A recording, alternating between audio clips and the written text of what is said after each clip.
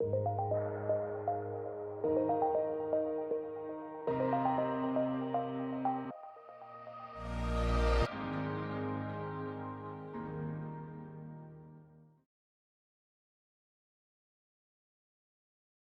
often hear in Washington that we don't need to act now, that the problem can be addressed down the road. You'll hear that Social Security has a $2.8 trillion balance that allows for payments to be made for another decade. Medicare has a similar balance that allows payments to be made for another 7 years. These arguments are completely false. It is false accounting, and it is leading people to believe that we should continue on the current path that we're on. So let me explain very briefly why I say that. Well, these sets of numbers are the official government numbers from the Congressional Budget Office last June. And so the first row, left column, shows you the budget deficit that they were projecting for 2019 of $896 billion. That's the difference between expenditures to the public and revenues from the public. That's what the deficit is. It's the amount then that the government has to borrow. So the next row shows you Social Security's contribution to that deficit. Social Security is spending $96 billion more this year than it's taking in payroll tax receipts from the public and from income taxes that are levied on Social Security benefits.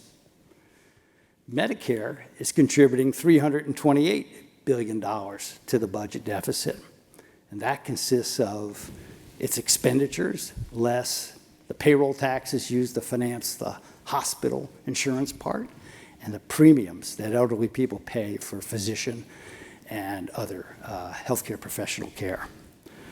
So together this year, of that deficit of $896 billion, Social Security and Medicare account for 48%, or just about half, of the total current federal budget deficit. If you go out over the next 5 years, and that subtotal line, it shows you that Social Security and Medicare, just in the next 5 years, will contribute $3.5 trillion to the deficit, or $3.5 trillion will be added to the national debt just from those two programs. So they are very much part of the current budget problem. And if you want to solve the current budget problem, reduce the deficit significantly, you've got to take on these programs. So the way I think about entitlements is, look, any compassionate society will have programs such as we have. There will be programs to benefit the poor, protect individuals from impoverishment through no fault of their own. There will be programs to ensure that elderly people don't end up impoverished.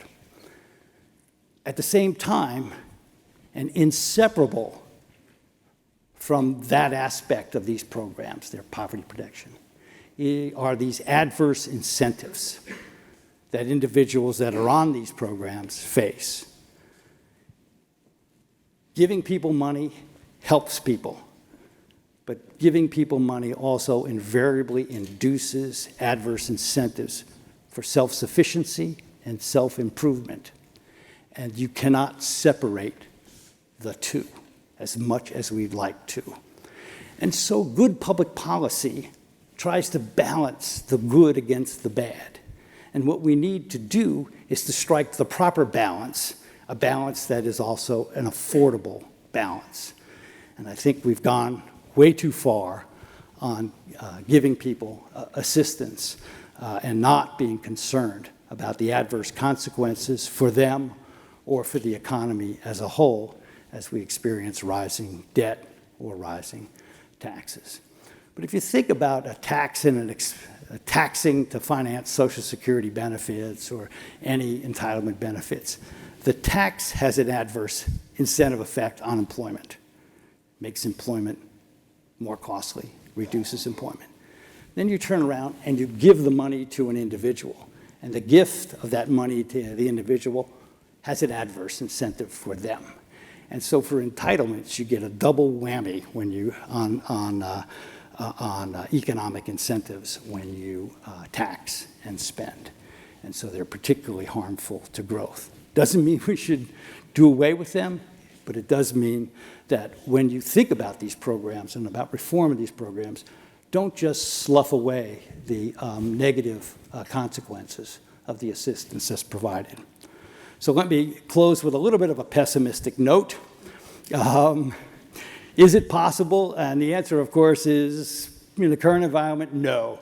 History shows us that there are three necessary conditions for entitlement reform. One is presidential leadership. If you go back over the entire 20th century, there's only been 4 times where entitlements have been restrained in any significant way. President Roosevelt did it, President Carter did it, President Reagan did it, and President Clinton did it. 4 instances in 100 and some odd years.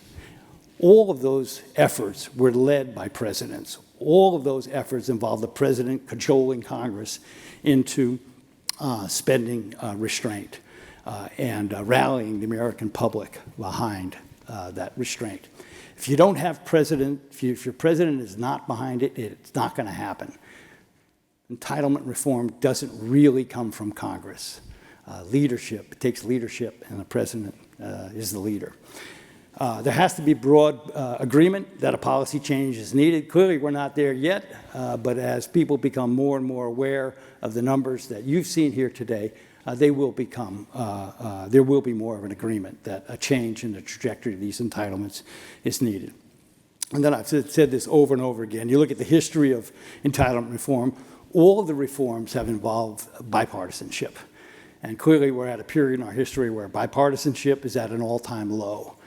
The fundamental problem, as I see it, is that both sides have decided that the other side must lose. Republicans say Democrats must lose. Democrats say Republicans must lose. Even if one side is winning, it rejects the plan if the other side is not losing. And so, to me, we need a fundamental change in the perspective of our Congress and our elected leaders, President. We need to decide that there's a win-win possibility, and it doesn't matter whether the other side wins or loses, so long as you've represented your side well and improved the lot of your side and as in your view, the country as a whole. I remember in the 1986 tax reform bill, which is the most successful tax reform in the 20th century, rates were drastically lowered, the base was broadened. It's a tremendous bipartisan effort.